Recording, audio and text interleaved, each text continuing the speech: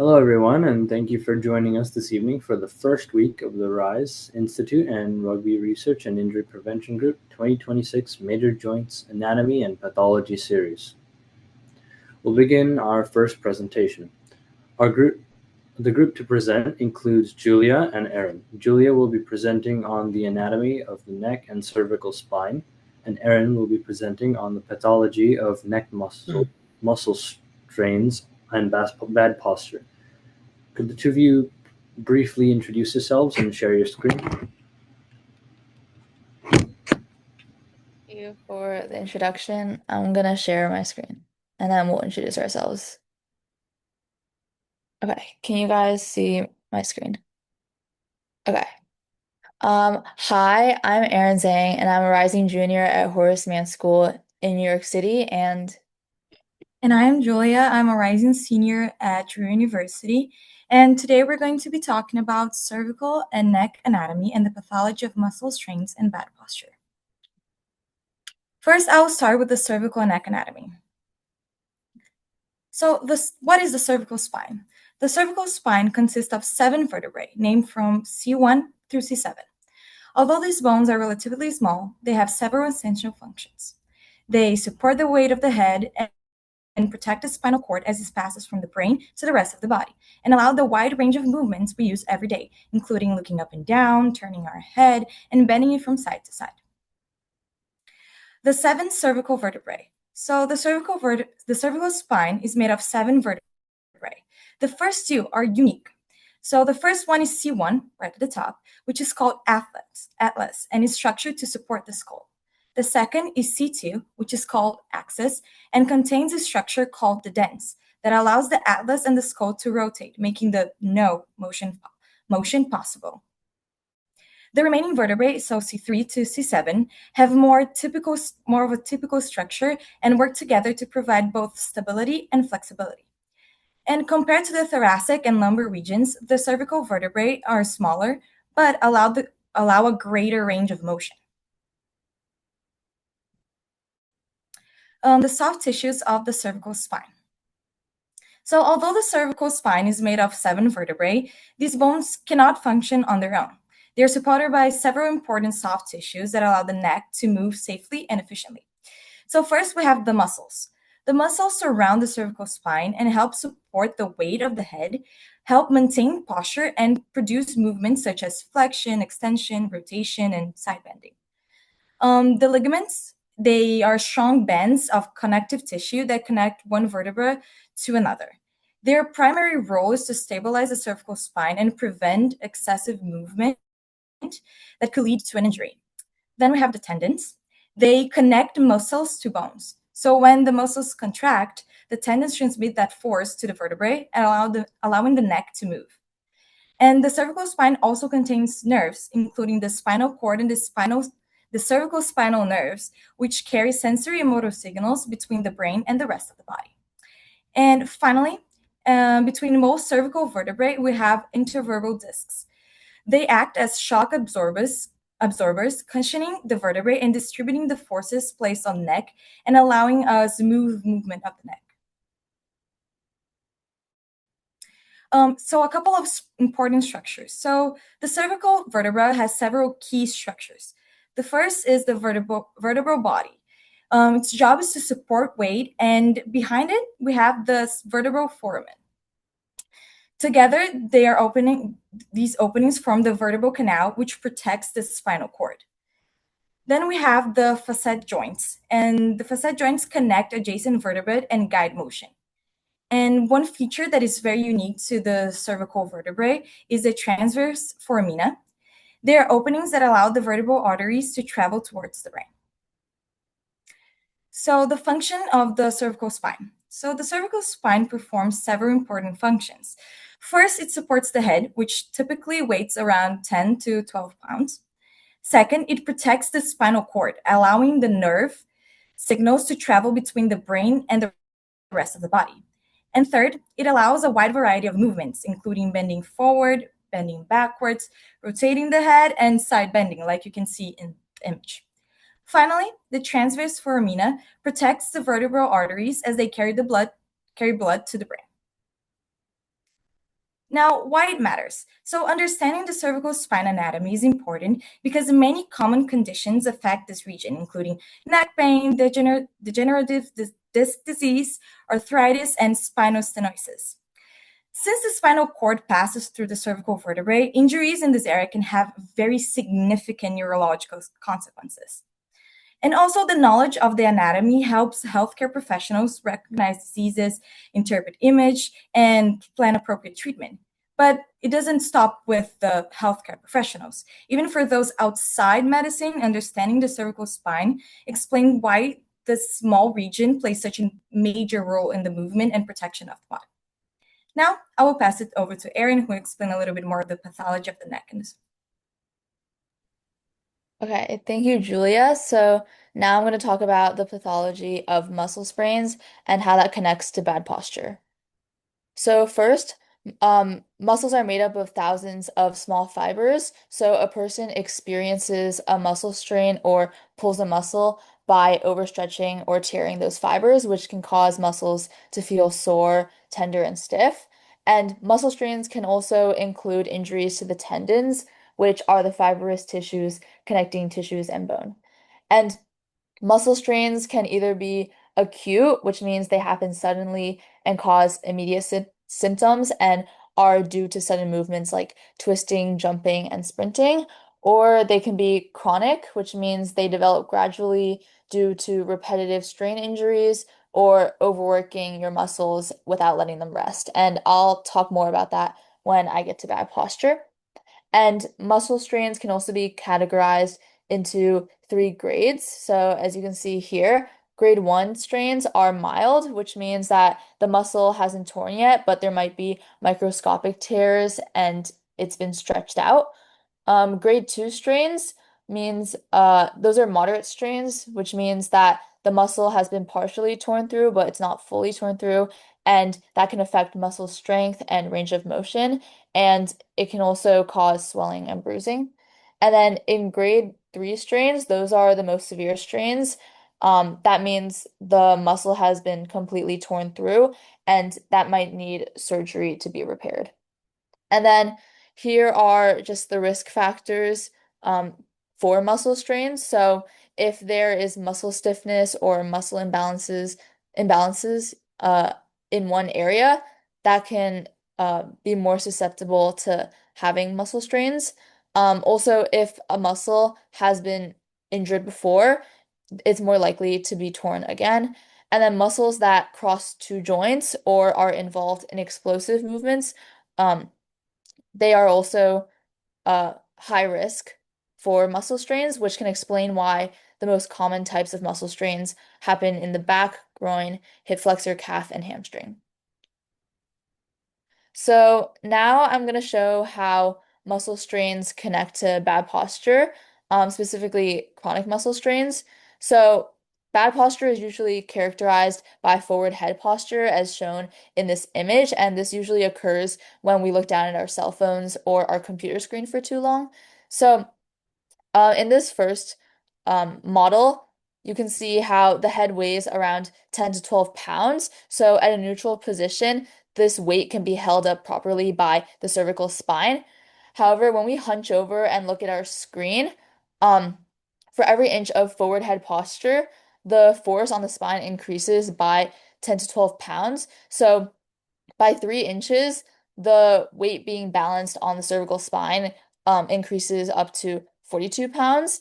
And this heavy weight can put pressure on the neck muscles as well as like the spine discs and the joints in the neck, and that can lead to strain in the muscles in the neck and the shoulder muscles as well. Because when you hunch over, your neck muscles as well as your shoulder muscles are being pulled forward, which can cause a hunching motion. So when someone starts to experience neck strain, they will feel their upper trapezius muscle become sore and stiff, which leads to reduced mobility in the neck. And since some muscles must overwork to hold up the head in the forward head position, that leads some muscles to work too much while other muscles become ignored, and that causes muscle imbalances. And Additionally, bad posture can lead to nerve compression, which can cause radiating pain from the neck to the shoulders and downwards. And since the forward head position can increase stress on discs in the neck, bad posture can lead to higher risk for spinal degeneration, like Julia mentioned. And an example of that is degenerative disc disease. And bad posture can also lead to headaches as well as reduced lung capacity because forward head position posture restricts the lungs. And so, in order to protect your neck and prevent bad posture from affecting neck health, it's important to take preventive measures. So, the first is practicing good posture. If you look in this graphic, you can see that this is the best sitting position to protect your neck. And by having your screen at eye level, you can maintain a neutral head position so that you're not putting too much stress on your cervical system. And then when standing, you should also avoid looking down at your phone, and you should maintain a relaxed posture with your head balanced over the neck. And another method is also to do neck exercises. So just doing neck rotations or stretches to the side. And if the neck pain is really bad, physical therapy is also an option. And next is avoiding tensing the muscles, especially in your shoulders, because many people actually subconsciously tense up their shoulder muscles, and that can be due to factors like stress. So just being aware of that and checking in with yourself is helpful. And besides those methods, just having proper lifestyle choices, like taking breaks from being sedentary once in a while, exercising well, sleeping well, and also avoiding smoking because that is actually tied to certain neck conditions like degenerative disc disease. Here are our references, and thank you so much for listening. Thank you, Julia and Aaron, for a great presentation. Before we move on, are there any questions from the audience? Or Dr. Lopez, would you like to share anything? Yeah, I'm just waiting for some questions, but what we'll do is we'll discuss. I think the way things are going, an ergonomic workspace is kind of interesting. It's probably one of the key things as a professional student, as all of you will most likely be if you decide to go into some type of healthcare capacity.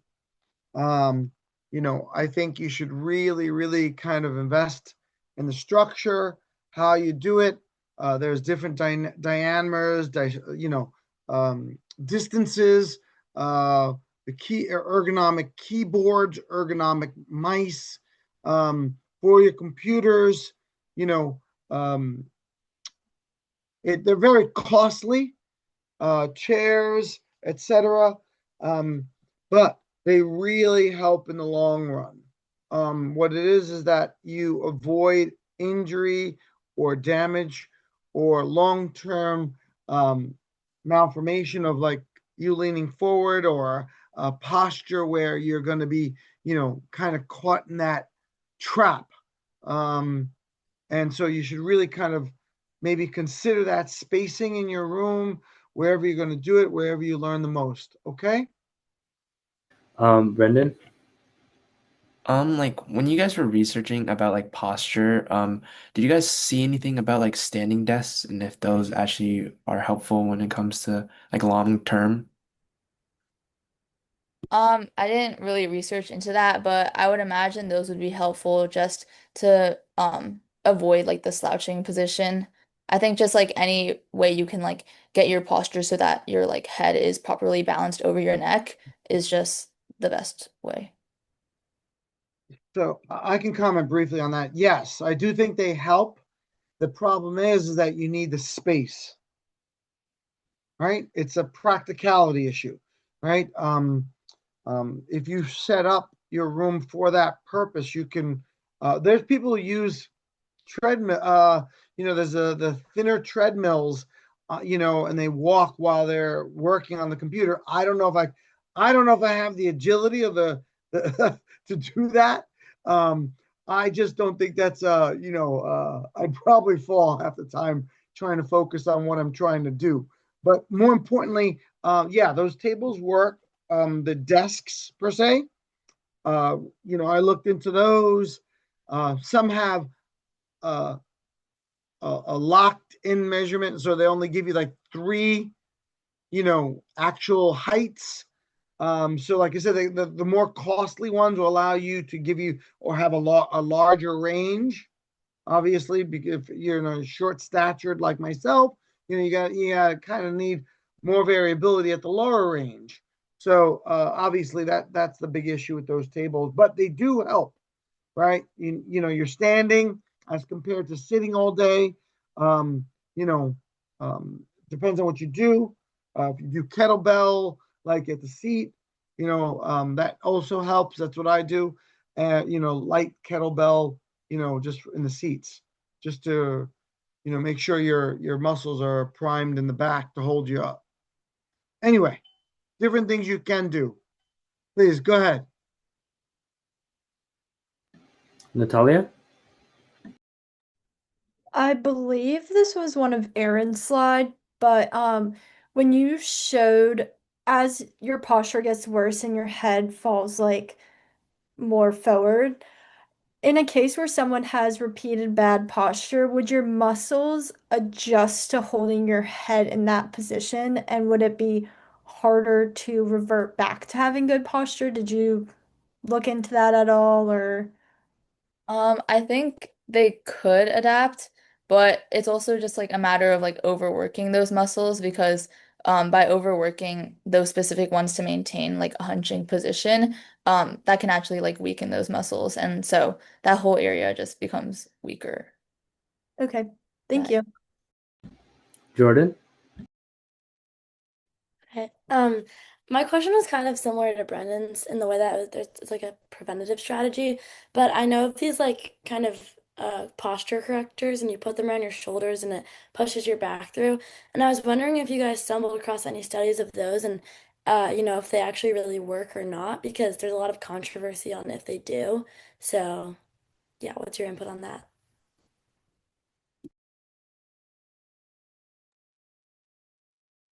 I didn't come across any, but I mean, I think they could work temporarily, but I think as a permanent solution, they would be kind of restrictive, but that's just my opinion. I do apologize. Can you repeat the question, Jordan? Yeah, I talked about how like on Amazon you can buy these posture correctors and you put them around your Yeah, yeah. shoulders and they have like, do you know what I'm talking about? Yes, I do know the straps to hold your shoulders Yeah, back or something like yeah. that. I don't think that they really per se work. Hmm. I don't think there's also I don't think the literature's out on it just yet. But basically, I don't think you can do that. I think that has to do with you and the way your anatomy is. If you are strengthening your upper torso muscles, that's something you can do. I don't think you can do that with the strap though. Hmm. Hunter also asked a question in the chat.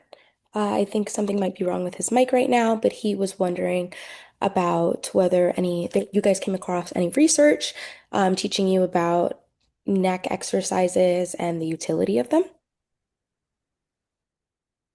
I think they can be pretty useful in terms of just like keeping the like avoiding neck stiffness and like keeping the neck mobile. I'm not too sure about like addressing the muscle imbalances though. So, yeah. One other thing I was also going to bring up was different ways that people sleep and different pillows. I know that that can also, in some ways, affect your posture and the way that you lay down, the way that you wake up. You might wake up with some people call it like a creak in their neck. Not sure if that was entirely accurate, but did you guys come across any literature based off of that in your research at all? Oh, I don't want to leave. Erin looked over more of the postures and preventive, but I don't want to leave her speaking by herself. So, um, I I personally did not come across any of those researches, but I have been through some doctors who have told me how important is sleep when it comes to your posture and through like some other pains. I have a couple of nerve problems in my face, and sometimes the way that I sleep goes directly to that, and I wake up in a lot of pain, whereas the way that if they sleep correctly, they also prevent such pains. And also, like, depending on if you're stressed, your way that you sleep changes, and that can also lead to better or worse postures and so on and on. Thank you both. That was insightful. Yeah, I think the memory pillows, the supportive pillows, there's so many different names for them out there now. But you want a firm. Listen, I mean, don't get me wrong. My daughter likes the down, very soft pillows, even though she's allergic sometimes to them if the pillowcase comes off.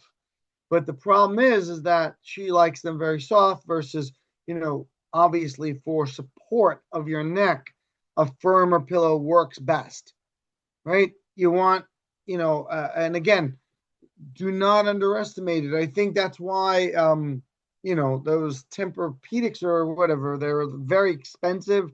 Those memory foam pillow mattresses and the pillows are very expensive because you are in, your bed 50% of the time of your life.